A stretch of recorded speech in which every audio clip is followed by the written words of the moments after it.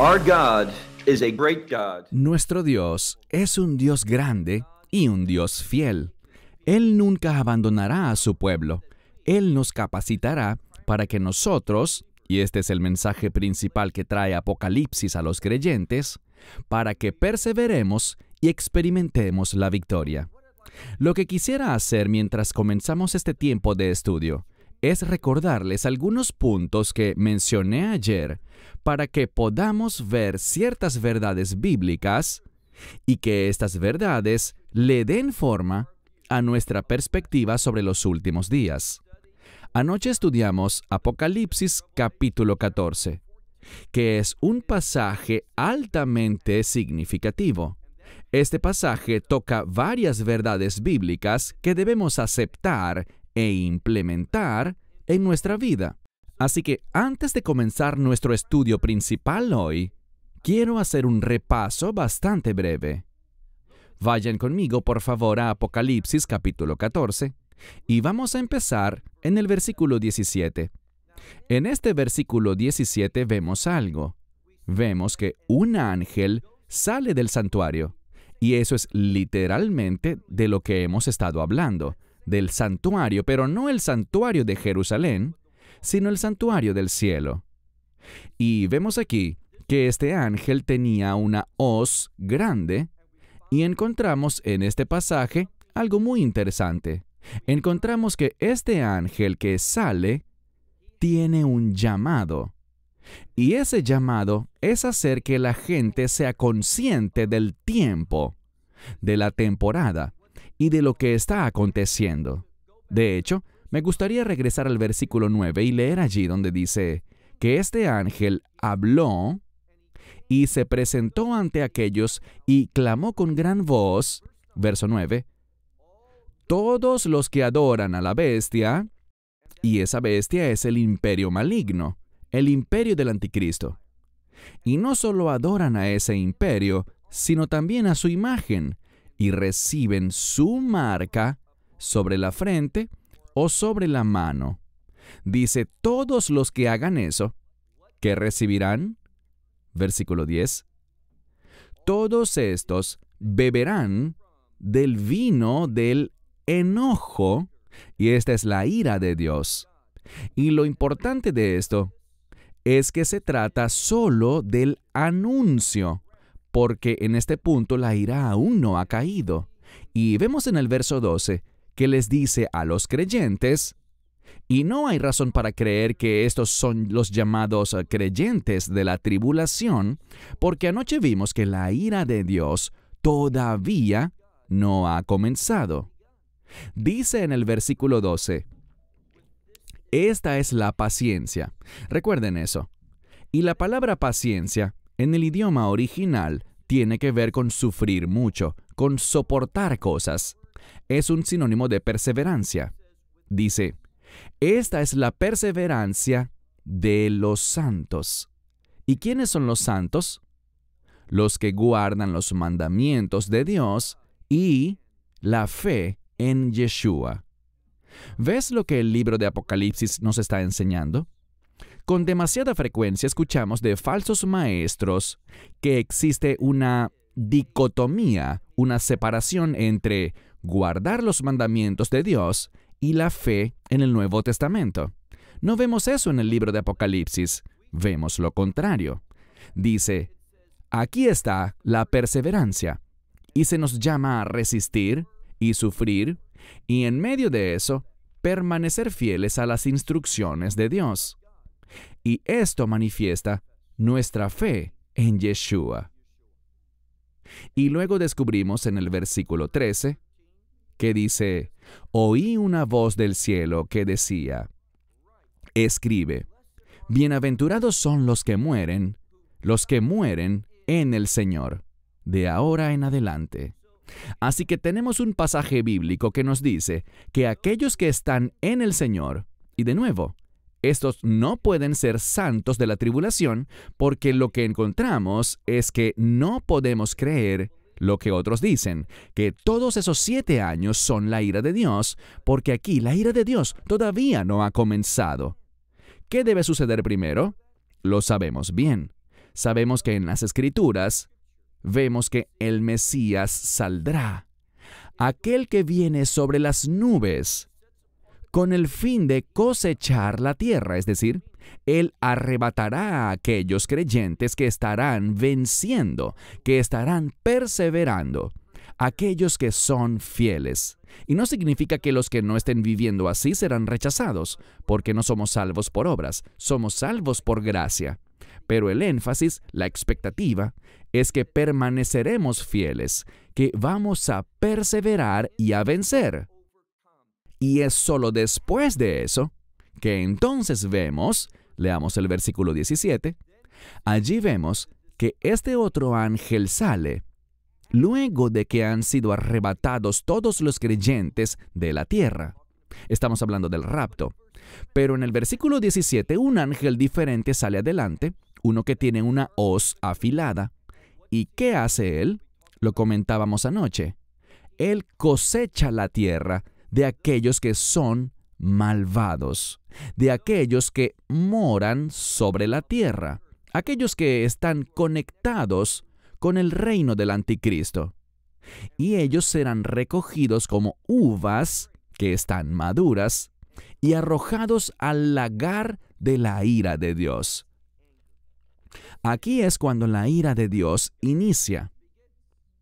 Debemos ver que la Escritura nos detalla algunas verdades muy importantes. Y permíteme decir simplemente un punto más antes de pasar al mensaje de hoy. Y el punto tiene que ver con la gran tribulación. Recuerden que mencionamos que en las Escrituras, en Apocalipsis capítulo 7, debemos estar conscientes de que la ira de Dios no comienza sino hasta Apocalipsis capítulo 8. Y me dirás, bueno, pero estamos en el capítulo 14 y dijiste que la ira todavía no empieza. Pero, cuando leemos el Apocalipsis, necesitamos entender el orden de este libro. Vemos en el capítulo 1 que se presenta la revelación del Mesías. Se nos da una imagen más clara de su identidad como el Hijo Divino de Dios. Este que regresará de los cielos y que traerá la victoria para Israel.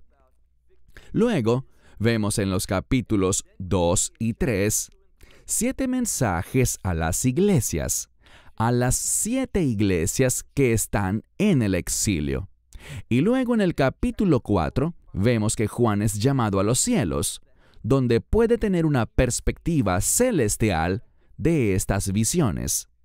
En el capítulo 5, vemos ese rollo especial que estaba allí y que nadie era digno de abrir excepto el Cordero. En el capítulo 6, vemos los primeros 6 sellos. En el capítulo 7, el sellado de Israel, el arrebatamiento, y descubrimos que hay un mensaje sobre aquellos que salen de la gran tribulación. Con demasiada frecuencia las personas oyen este término y piensan con la lógica en lugar de con la fe. ¿Qué significa pensar con la fe? Significa pensar de acuerdo con la Escritura. Lo que encontramos es que la gran tribulación, esa construcción gramatical con el artículo definido la tribulación, como lo dice literalmente en griego, lo traducimos la gran tribulación. La fuente que produce eso no es Dios. La fuente que la produce es el anticristo. Su persecución liderada por su imperio. Y la razón por la que se llama la gran tribulación es porque ese artículo definido habla de su importancia.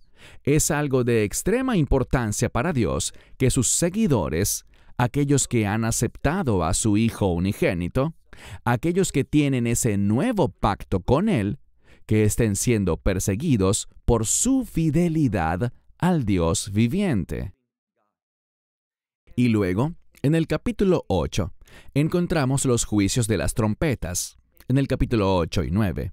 Luego, en el capítulo 10, está ese libro, y encontramos que ese libro es un libro difícil. Tiene un mensaje que es difícil de recibir al principio. Pero, ¿qué vemos? Vemos en el capítulo 11 algo de máxima importancia. Vemos que habrá un énfasis en Jerusalén. Jerusalén durante la primera mitad de esos últimos 7 años, en ese tiempo inicial, Jerusalén estará funcionando sin problemas. Existirá un templo, pero ese templo no será un templo sagrado. Ese templo será edificado para los propósitos del anticristo. Y encontramos también en el capítulo 11 a los 2 testigos, y es en medio de la segunda mitad de la semana 70 de Daniel que vamos a encontrar que Jerusalén será pisoteada por los gentiles, liderados por el imperio del anticristo. Y será en medio de eso que esos 2 testigos profetizarán. Y luego en el capítulo 12 tenemos una presentación espiritual de Israel, de donde provino el Mesías, ese niño varón que se menciona, y se habla nuevamente de cómo Israel será perseguido e irá al desierto durante 1260 días. Y luego, cuando llegamos al capítulo 13, se repite. Nos lleva a través de lo que acabamos de estudiar y nos da un repaso de todas estas cosas, de cómo surgirá el imperio del anticristo, y luego más adelante, cuando haya estabilidad, cómo el anticristo mismo, ese falso profeta, tomará el control y traerá un cambio. ¿Qué tipo de cambio? En lugar de adorar a Dios, o adorar lo que quieras, del modo que quieras, Él le ordenará a todas las personas a que acepten la marca de la bestia, es decir, que juren lealtad a Él y a su imperio, que hagan una imagen y esa imagen tendrá el poder sobrenatural de cobrar vida y hablar. Y si alguien no adora a ese imperio y no jura lealtad ante esa imagen, será aniquilado. Y luego en el capítulo 14 tenemos una descripción del pueblo del nuevo pacto. Recuerden los 144,000. Muy importante. Es un número de reino, y en Apocalipsis 14, ese grupo no se ubica en la tierra, como en el capítulo 7, sino que este es el grupo que estará delante del trono de Dios. Hay un énfasis en la palabra Sión, y Sión es una palabra de reino. Se relaciona con la excelencia de Dios. Entonces, Sión se menciona, es una referencia al reino. Ellos están delante del trono, adorando a Dios. Y luego vemos algo. Vemos cómo llegaron allí. Fue porque fueron fieles a no tomar la marca de la bestia. Fueron fieles a las instrucciones de Dios y fueron arrebatados. El Mesías los cosechó para que entonces y solo entonces la ira pueda comenzar. Luego en el capítulo 15, ¿qué vemos? Vemos allí una imagen del cielo y el arca en el cielo se abre. Y el arca representa la presencia de Dios y su carácter, lo cual será traído a la tierra. Y su carácter busca castigar al pecado. Luego en el capítulo 16 vemos esos juicios de las copas, el derramamiento de la ira de Dios. En el capítulo 17 vemos una imagen, una descripción, información sobre esa bestia y la mujer que se sienta sobre la bestia y cómo su reino va a cambiar. Y en el capítulo 18 vemos cómo Dios es alabado en el cielo por su juicio justo. En el capítulo 19, la segunda venida del Mesías, ese maravilloso banquete de bodas con el Cordero, y vamos a ver que, en última instancia, la verdadera iglesia se adornará a sí misma con vestiduras de justicia. Capítulo 20, el reino milenial. Capítulos 21 y 22, la descripción de la Nueva Jerusalén, el estado final del reino. Es muy importante que entendamos la estructura del libro de Apocalipsis, cómo todo funciona en conjunto para que formemos una comprensión correcta, una escatología correcta y una teología correcta para los últimos días. Bueno, ahora centremos nuestra atención en nuestro mensaje principal para hoy, y este es instrucciones para los creyentes de los últimos días. Y lo que pienso hacer es enfocarme en 2 capítulos también del libro de Apocalipsis. Esto es lo que quiero que comprendas. Cuando estudiamos los capítulos 2 y 3, y todos están de acuerdo en esto, encontramos en estos 2 capítulos la palabra iglesia una y otra vez, hablando de aquellos que tienen una relación de nuevo pacto con Dios a través de su Hijo unigénito. ¿Y cuáles son esas instrucciones que encontramos para estas 7 congregaciones? Y como he dicho muchas veces, no creas en la falsa teología que dice que estas 7 congregaciones representan 7 periodos de tiempo diferentes, desde la iglesia primitiva hasta la iglesia de los últimos días. No hay nada en la Biblia, nada en el libro de Apocalipsis y nada en estos 2 capítulos que nos lleve a tener tal perspectiva. Es algo popular, la gente la conoce y muchos la aceptan, pero no tiene el menor asidero bíblico. De hecho, cuando miramos hacia adentro, encontramos que cada uno de estos mensajes no son solo para un periodo de tiempo en particular, sino que veremos que estos mensajes son para todas las iglesias. Eso significa para todo creyente. Y lo que encontramos aquí en Apocalipsis capítulos 2 y 3 son las instrucciones del Mesías para aquellos creyentes que estarán vivos durante estos eventos. Creo que es tan importante que veamos el tono de lo que dice. Así que no tiene sentido para mí que tengamos las palabras, el contenido, las instrucciones que vemos en Apocalipsis capítulos 2 y 3, si ese fuera el fin de la iglesia en este mundo. Lo que él dice aquí, e insisto, no crean simplemente en mi palabra. Vamos a pasar muy rápidamente por estos 2 capítulos, y les prometo que lo haremos muy rápidamente.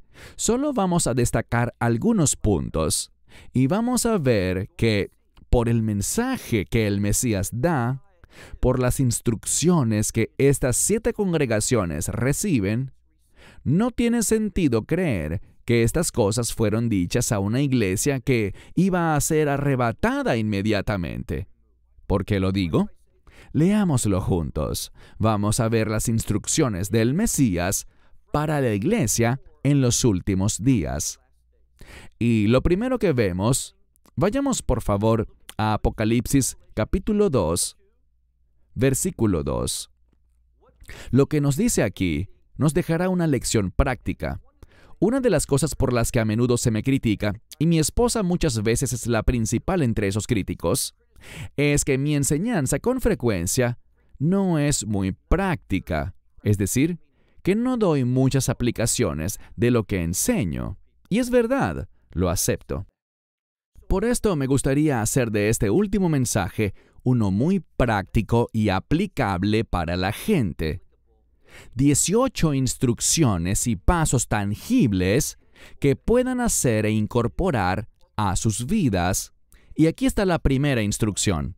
Todas están basadas en Apocalipsis capítulos 2 y 3. Estos 7 mensajes a las 7 iglesias de Asia Menor. Primer punto.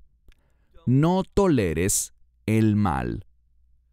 Siempre se nos llama, en toda generación, en cada situación, somos llamados a oponernos al mal. Y por lo tanto dice, en Apocalipsis 2, verso 2, el Mesías dice, conozco tus obras. Por cierto, notarás que él dice esta frase a la gran mayoría de las iglesias, conozco tus obras. Nuestras obras son importantes para Dios, y nuestra fe nos conduce a realizar buenas obras. No somos salvos por las obras, pero la verdadera salvación se manifiesta a través de buenas obras. Él dice, conozco tus obras, tu trabajo, tu paciencia, y que no toleras a aquellos que son malos.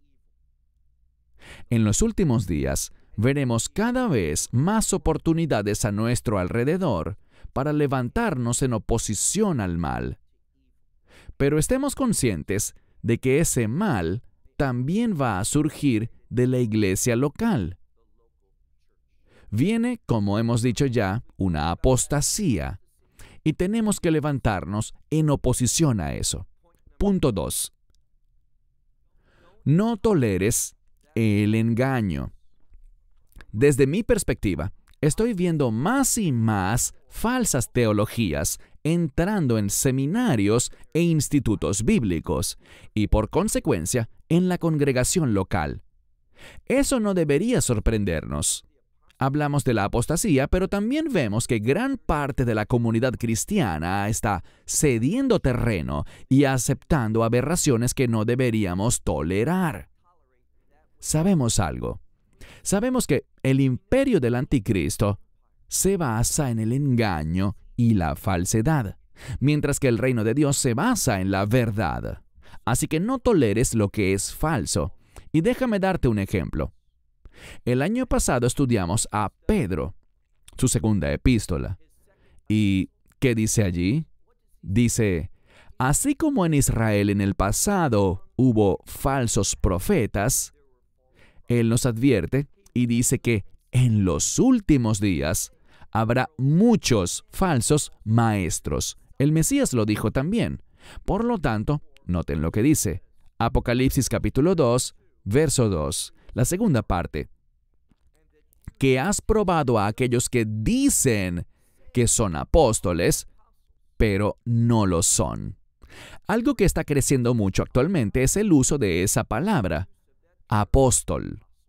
Y desde mi perspectiva, la gran mayoría de las personas que se autodenominan apóstoles son exactamente lo que dice aquí. Según el Mesías, ellos no lo son. Y dice, he hallado que son mentirosos. Así que no toleres la falsedad. Levántate contra el mal, levántate contra la mentira, levántate contra la falsedad y disponte a defender la verdad. Verso 3. Esto es algo que se ha dicho varias veces a lo largo de estos 7 mensajes, y me refiero al tercer punto. Somos llamados a perseverar con paciencia.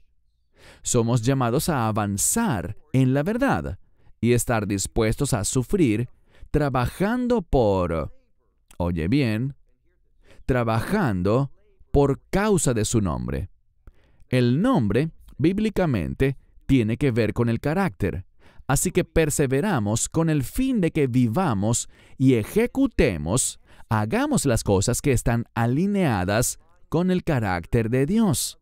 No queremos nada que sea impuro, maligno, impío, sino que defendemos la verdad y perseveramos, lo cual significa aquí, basado en la literalidad del idioma griego, que estamos dispuestos a sufrir y soportar, escucha bien, sufrir mucho tiempo por nuestra fe.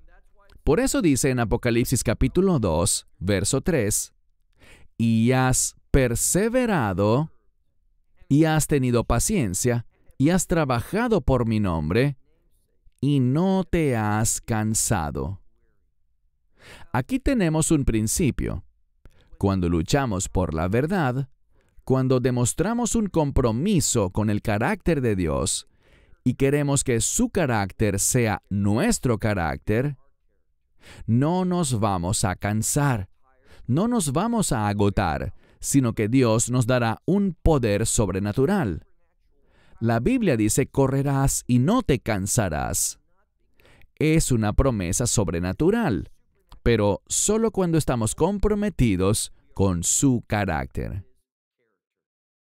Dice algo más, y es nuestro cuarto punto. Dice, odias las obras de los nicolaítas. Cuando lo analizamos, Él no nos ordena odiar a las personas, sino a odiar literalmente las obras de los nicolaítas.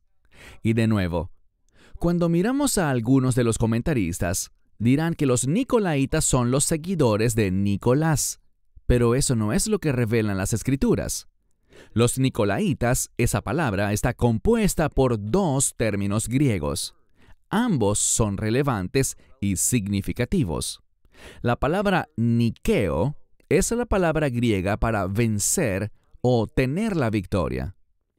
Probablemente conozcas la empresa de ropa y calzado deportivo llamada Nike o Nike, y Nike se deriva de esta palabra griega para victoria. La otra palabra es leo, que significa gente. De allí se deriva el término en español para laico. Y lo que el Mesías odia es a aquellas personas que actúan con el objetivo de conquistar a los demás, para gobernarlos, para manipularlos. Y Él nos dice, no solo una, sino 2 veces, nos dice que Él odia las obras de aquellos que quieren manipular y dominar a los demás. Somos llamados a seguir su ejemplo. La Escritura dice que el Mesías no vino para ser servido. Él no vino a que lo sirvieran, sino más bien vino a dar su vida como redención. Él no quería dominar a la gente, Él quería bendecir a la gente. Él entregó su vida para que pudiéramos tener una vida abundante. Y es por eso que leemos en Apocalipsis 2:6 que Él alaba a esta congregación al decirles, pero tienes esto. Él los está evaluando y dice, pero tienes esto. Significa, para tu bien, que odias las obras de los nicolaítas. Y luego el Mesías dice, las cuales yo odio también. Quinto punto. A cada una de estas 7 congregaciones les ordena y les dice, el que tenga oído, que oiga lo que el Espíritu dice a las iglesias. Ahora, esto es una pista hermenéutica importante. Es este versículo el que nos deja saber que cada uno de estos mensajes, y esta misma frase se repite en cada uno de los 7 mensajes, que lo que está contenido en cada uno es para todas las congregaciones, para todos los creyentes. Por tanto, el quinto punto es que debemos escuchar al Espíritu. Y la mejor manera de discernir este mensaje del Espíritu, su consejo, recuerden que Él es el admirable consejero. Él nos aconseja, nos guía y nos dirige a toda verdad. Él es el Espíritu del consuelo y el Espíritu de la justicia. Eso es lo que ocurre cuando le escuchas. Empezamos a manifestar un comportamiento recto. ¿Y cuál es el resultado de un comportamiento recto? Que la gloria de Dios se manifestará. Oigamos al Espíritu. Y de nuevo, con el fin de discernir el consejo del Espíritu, tienes que conocer la palabra de Dios.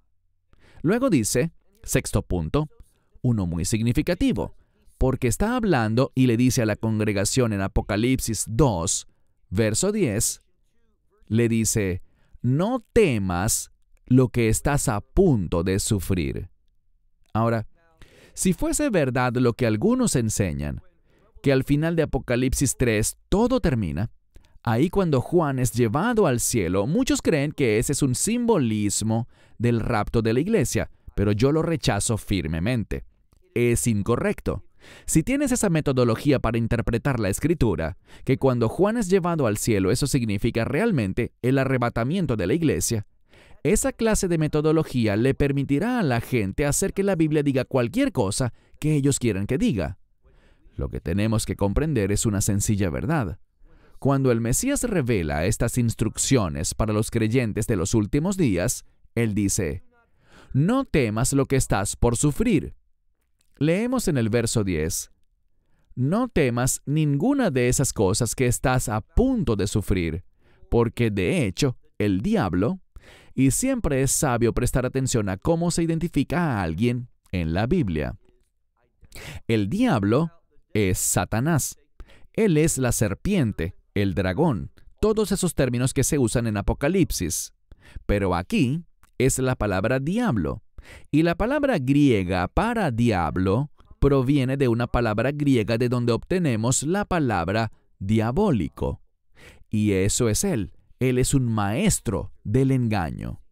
Y por lo tanto dice aquí que ciertamente el diablo está por arrojar a algunos de ustedes a la cárcel.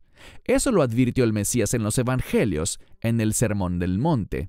Así que prepárate para sufrir. No tengas miedo de lo que la iglesia soportará en los últimos días, que seremos arrojados a la cárcel. Todo esto brindará una oportunidad para probar Y esta palabra probar tiene el propósito de revelar. Y él dice al final del versículo 10, mira con cuidado, dice, y tú tendrás 10 días de tribulación.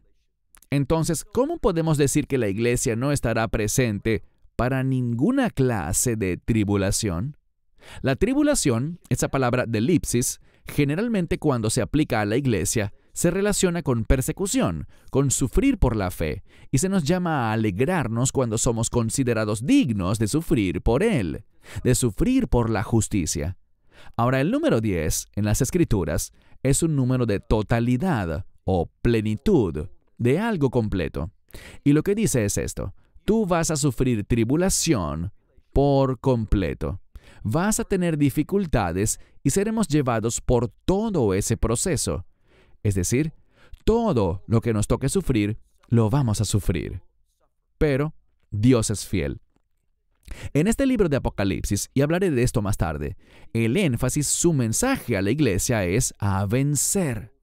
A vencer en este tiempo de dificultades, un tiempo sin precedentes de tribulación y sufrimiento para los creyentes. Él dice, y aquí tenemos el séptimo punto, aférrate a su nombre. Es decir, vive comprometido a caminar y comportarte en su carácter. Porque si no nos aferramos a su nombre, estamos negando nuestra fe. El séptimo punto es este: aférrate a su nombre, no niegues la fe. Cuando caminas en fe, manifiestas el carácter de Yeshua. Y a eso hemos sido llamados. Y hemos sido llamados a hacerlo en tiempos oscuros, en tiempos difíciles, tiempos malignos. Pero es en esos tiempos en los que nuestro testimonio es más brillante y más fácil de ver. Así que no niegues su nombre, no niegues la fe. La fe que abrazamos se centra en Él y en que Él se convierta en nuestra vida, es decir, que nos volvamos como Él. Y creo que es tan significativo que esta instrucción se encuentre en el capítulo 2, verso 13, donde el Mesías habla acerca de un individuo. ¿Qué individuo? Antipas. ¿Y quién era él? Un mártir fiel. Este es otro buen ejemplo de que el Mesías, cuando brinda esta instrucción para la iglesia de los últimos tiempos, habla de estar dispuestos a morir, a ser mártires por nuestra fe en Él, a no comprometernos, sino estar dispuestos a perderlo todo. Porque aquel que lo pierde todo y da su vida por el reino, encuentra las bendiciones del reino, encuentra la plenitud de las recompensas de Dios. Y creo que es muy significativo que después de hablar sobre Antipas, este mártir fiel de Yeshua, ¿de quién habla? De alguien que es exactamente lo contrario. El octavo punto es este: no seas un Balaam. ¿Quién era Balaam? Él era un profeta que podía oír a Dios, pero que no le fue fiel a Dios. Y dice en la Escritura, si lees cuidadosamente el capítulo 2, que él fue contratado para maldecir a los hijos de Israel. Y al principio no lo hizo. ¿Por qué no lo hizo? Porque quería mucho dinero a cambio. Él quería usar lo que Dios le confió, no para los propósitos de Dios, sino para su plan de ganar riquezas. Y dice aquí, el Mesías hablando en Apocalipsis 2:14, dice, tengo unas pocas cosas contra ti, porque tienes allí a aquellos que se aferran a la doctrina de Balaam. ¿De qué trata? Habla de un individuo que comprometerá la verdad y servirá al pueblo, pero no de acuerdo a la verdad de Dios, a los propósitos de Dios y la voluntad de Dios, sino para obtener ganancias. Y esto es lo que estamos viendo hoy. Muchas personas están tomando decisiones espirituales incorrectas por amor al dinero, por lo que podrían llegar a obtener como recompensa material. No seas un Balaam. Verso 9. Ahora, lo siguiente puede sonar elemental, pero el noveno punto es este: crece y madura en tu fe. Y la base de esta instrucción se encuentra en Apocalipsis capítulo 2, verso 19, donde dice esto: conozco tus obras. Una y otra vez el Mesías dice eso. Estoy observándote.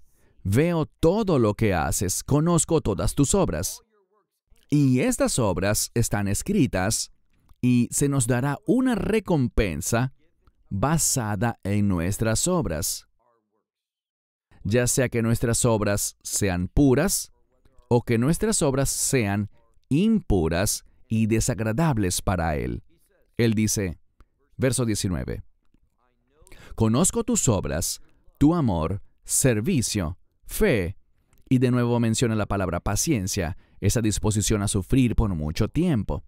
Y en cuanto a tus obras, y esto es lo que espero que sea el resultado para todos nosotros, Él dice, conozco tus obras, y las últimas son más que las primeras. Ellos están creciendo y madurando en buenas obras.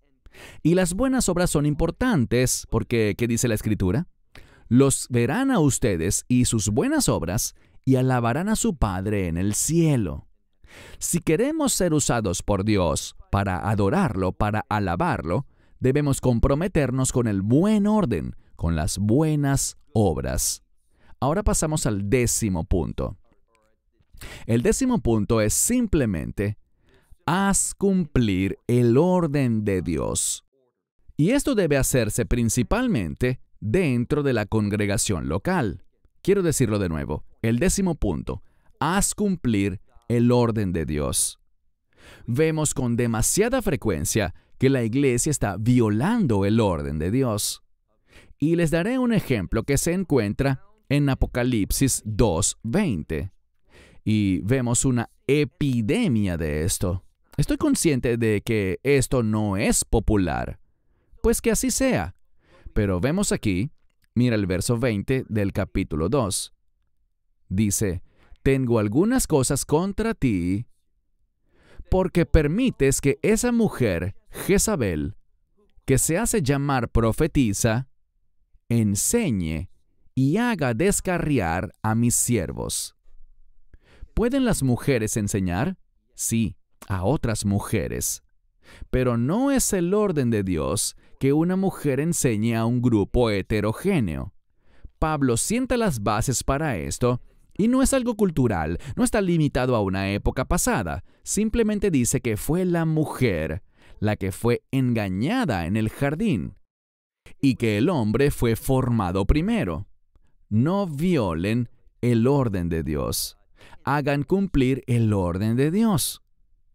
Eso no te hará popular, pero te hará agradable ante Dios. Es controversial, pero cualquier cosa que tenga mérito, cualquier cosa que tenga importancia, será controversial. Defiende el orden de Dios. Y luego dice, y este es el punto 11, dice, aférrate. Esta es una palabra de perseverancia. Dice, aférrate, sigue adelante. En otras palabras, hasta que yo venga. Ahora, es interesante. ¿Qué crees que quiere decir hasta que yo venga? Bueno, obviamente, si estamos hablando de la iglesia, su venida es el arrebatamiento, porque en la segunda venida nosotros vendremos con Él. No puede referirse a eso. Así que dice, veamos la Escritura, mira el capítulo 2, versos 25 y 26, dice, y aférrate a lo que tienes hasta que yo venga.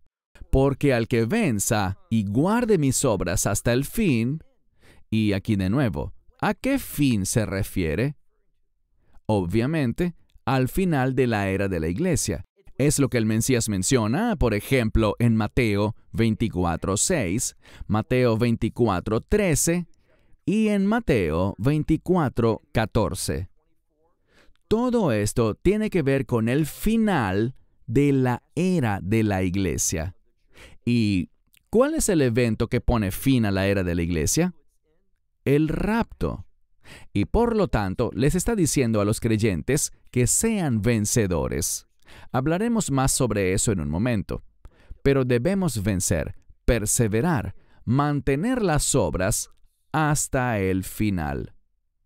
Y a aquel que haga esto, dice, le daré poder sobre las naciones, es decir, autoridad. Vamos a gobernar las naciones.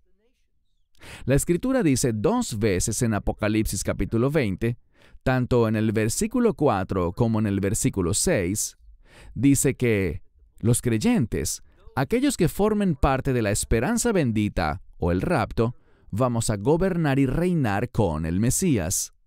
Por lo tanto, perseveremos, resistamos, cumplamos estas obras. No permitas que nadie te aparte de la verdad de la palabra de Dios. Avanzamos al punto 12. Mantente alerta. Recuerden que el término para estar alerta es del cual se deriva el nombre Gregory. Proviene de una palabra griega que tiene que ver con vigilar y estar atentos ante el enemigo. Creo que es muy significativo. Debemos entender el amplio vocabulario que utiliza la Biblia. Y cuando las palabras cambian, es decir, cuando se elige una palabra diferente, pues dice vigilen en muchas ocasiones diferentes, en muchos lugares distintos, pero cuando tratamos con los últimos días y hablamos sobre el tiempo del fin, antes del rapto, le dice a la iglesia que vigile, pero específicamente con esta palabra, que significa estar alertas ante el enemigo. Y esto se encuentra en Apocalipsis capítulo 3, verso 2, donde dice, mantente alerta y fortalece esas cosas que están a punto de morir. El enemigo querrá aprovecharse de esas áreas débiles, de esos puntos frágiles, de esas cosas que tienes fuera de orden. Él usará todas estas áreas debilitadas para su beneficio. Y es por eso que se nos dice que estemos alerta, porque hay un enemigo y que nos fortalezcamos. ¿Por qué nos debemos fortalecer? Porque hemos sido llamados a perseverar y tener paciencia, y eso requiere fuerza espiritual. ¿Qué dice el texto? Apocalipsis 3:2, mantente alerta y fortalece las cosas que quedan y que están a punto de morir. ¿Por qué? Oye bien, dice, porque no he hallado perfectas tus obras delante de Dios. Ahora, te sugeriría que la razón por la cual los creyentes pasarán por un tiempo muy difícil, recuerden, nunca tendremos que atravesar la ira de Dios. Dios promete que seremos arrebatados antes de que comience su ira. Pero la ira de Dios no comienza al inicio de la semana 70 de Daniel. No hay manera de presentar un caso bíblico que respalde esa postura. Descubrimos que la ira de Dios solo comienza después de la abominación desoladora, después del sellado de Israel en el capítulo 7 y después del rapto de la iglesia. Entonces y solo entonces es que comienza la ira de Dios. Es falso. Y de nuevo, si puedes encontrar un versículo que diga lo contrario, estaría muy agradecido de saberlo. Me encantaría cambiar y abrazar una teología que diga que no vamos a pasar por nada difícil. Pero el problema es este. No veo eso en la Escritura. Tengo que ser fiel a lo que Dios está diciendo. Punto 13. Hemos sido llamados a perseverar, porque no ha encontrado que nuestras obras sean perfectas. Y lo que quiero compartir contigo es esto. Viene un tiempo de dificultad, y esa persecución, ese sufrimiento, esa perseverancia será a través de todo eso hasta lograr la victoria. Transformará a los verdaderos creyentes, a la verdadera iglesia, en esa gloriosa novia que se ha preparado para su novio y cuyas vestiduras son ropas de justicia. Será ese tiempo de dificultad el que producirá un cambio glorioso para la comunidad creyente. Dice en la Escritura, aférrate, y no solo que te aferres y mantengas el rumbo, sino que también dice, arrepiéntete. ¿Qué significa ese arrepiéntete? Creo que es algo muy significativo porque no estamos hablando de frutos dignos de arrepentimiento. Esos son hechos, son acciones. Lo que dice aquí simplemente es, arrepiéntete. Y el arrepentimiento comienza con ponernos de acuerdo con Dios. A eso hemos sido llamados, a entrar en acuerdo con su palabra, a aceptar su palabra, aplicar su palabra y su verdad a nuestra vida y dejar que la Escritura forme nuestra doctrina, nuestras creencias y teología. No permitas que otros las establezcan por ti, dejándote llevar por lo que ellos enseñan. Debes acudir a la fuente tú mismo. Y uno de los propósitos principales de nuestra organización, y lo que ustedes nos permiten lograr a través de su generosidad, es ir a diversos lugares del mundo para enseñar en institutos bíblicos y seminarios con el fin de ayudar a individuos que han sido llamados a servir tiempo completo para que sepan cómo interpretar correctamente la palabra de Dios. Así que dice aquí, aférrate, mantén el rumbo y arrepiéntete. Es decir, ponte de acuerdo con Dios. ¿Cuál es el verso? Apocalipsis 3:3. Recuerda, por lo tanto, lo que has recibido y oído. Aférrate y arrepiéntete. Verso 8 del capítulo 3. Allí encontramos el punto número 14, que es, guarda mi palabra. Dice, mira el verso 8. A pesar de que tienes poca fuerza, ellos no tienen muchos recursos en lo material, en lo físico. Y dice, aunque tienes poca fuerza, me encanta esto, has guardado mi palabra. Pero ¿cómo pudieron guardar la palabra con tan poca fuerza en el sentido físico? La respuesta es obvia, a través de la unción. Porque estaban siguiendo al Espíritu Santo, que los capacitaba y los guiaba hacia toda justicia. Y dice, has guardado mi palabra, y me gusta lo siguiente, y no has negado mi nombre. Cuando miramos estas 7 cartas a las 7 congregaciones en el exilio fuera de Israel, en Asia Menor, vemos algo consistente. Vemos un énfasis en su nombre. Lo que significa que Él quiere que la iglesia ejemplifique, demuestre y testifique, que brinde un poderoso testimonio de su carácter, que sea como Él. Seguimos con el punto 15. Él nos ordena algo que no es nada nuevo. Él le ordena esto mismo a varias de las congregaciones, y leemos en Apocalipsis 3:10, donde dice, persevera. A eso hemos sido llamados, a perseverar, a soportar. Ahora, ¿para qué enfatizaría esto? Si al final del capítulo 3 todo termina, ya nos vamos, la iglesia no se ve de nuevo en el libro de Apocalipsis, simplemente no tiene sentido. Es contrario al mensaje que el Mesías está dando. Él le ordena a la iglesia en los últimos días a que perseveremos. Dice, mira el verso 10 de Apocalipsis 3, porque has guardado mi mandamiento de perseverar. Hay un mandamiento del Mesías para los últimos días, y ese mandamiento de los últimos días es que perseveremos. Dice, también te guardaré de la hora de la prueba que ha de venir sobre el mundo entero. Ahora, ¿para qué es esa hora de la prueba? Dice, para poner a prueba, es decir, para revelar a aquellos que habitan en la tierra. Y recuerden lo que hablamos. En el libro de Apocalipsis, vemos a 2 grupos de personas, las que habitan en el cielo y las que habitan sobre la tierra. No tienen nada que ver con su ubicación física. Recuerden lo que aprendimos. Aquellos que habitan en el cielo son los que tienen mentalidad de reino, son ciudadanos del reino y le pertenecen a Yeshua. Y aquellos que habitan sobre la tierra son ciudadanos de este mundo, pertenecen al imperio del anticristo. Eso es lo que está diciendo. Y nos dice que los venzamos, que perseveremos y no permitamos que nos conquisten. El punto 16 es uno simple.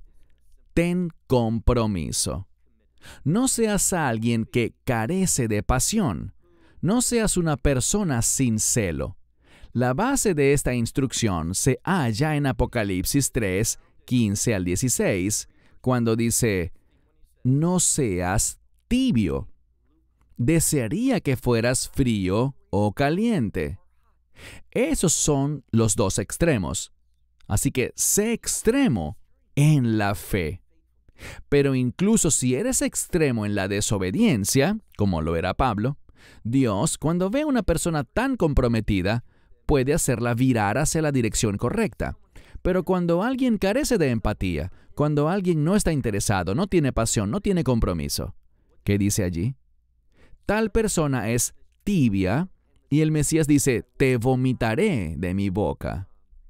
Es decir, aquellas personas que carecen de compromiso, que carecen de pasión, enferman al Mesías.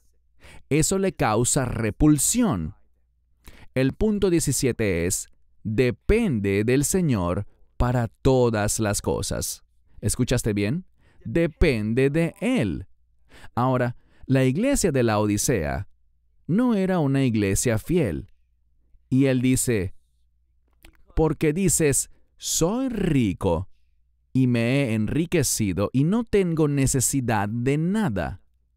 Ellos no dependían de Él. Ellos no confiaban en la unción del Espíritu Santo. No estaban comprometidos con su verdad. Ellos no perseveraban porque ellos pensaban que estaban bien por sí solos. Estaban contentos con su vida. Amaban al mundo y tenían el éxito del mundo. Decían, nos hemos enriquecido y no necesitamos nada. Pero cuando el Mesías los evalúa, dice, pero tú no sabes que eres miserable, desdichado, pobre, ciego y desnudo. Desnudo. Y si sigues leyendo en ese pasaje, descubrirás que la desnudez está relacionada con la vergüenza.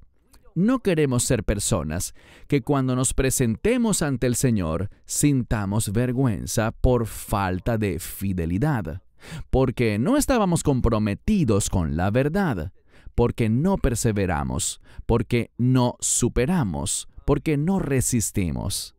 Así que dice aquí, depende del Señor. Y el último punto, que es el punto 18, es uno al que se hace referencia en todas las 7 congregaciones y tiene que ver con aquellos que están atentos al Espíritu, aquellos que tienen oídos que están siendo usados para oír la instrucción espiritual. ¿Qué harán ellos? Vencer. Nuestro último punto es, sé un vencedor. Ahora, quisiera cerrar este mensaje con 2 puntos y son los siguientes. ¿No crees que es significativo que el Mesías diga una y otra vez a estas 7 congregaciones que representan los últimos tiempos? Él les dice, perseveren, resistan y ¿qué más? Vigilen. ¿Qué se supone que debemos vigilar? Eventos. Los eventos de los últimos tiempos. No creas en ese engaño, en eso que no es correcto, en esos que dicen, ¿sabes qué? El rapto podría ocurrir hoy.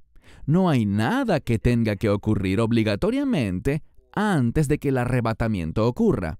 Eso es falso. Vimos bíblicamente 8 cosas que deben pasar y pasarán antes del arrebatamiento. Por eso se nos llama a perseverar, resistir y vencer. ¿Y qué más? A estar alerta. Y el último punto es el punto que estamos tratando ahora. ¿Por qué se enfatiza para la iglesia de los últimos días estos 7 mensajes que son relevantes para todas las iglesias? ¿Por qué se enfatiza el hecho de vencer si no hay nada que tengamos que vencer? Recuerden dónde iniciamos hoy. Iniciamos con el capítulo 14 del libro de Apocalipsis, donde queda claro que Él habla con personas que siguen al Cordero donde quiera que va. Hay 144,000 de cada tribu, lengua, pueblo y nación.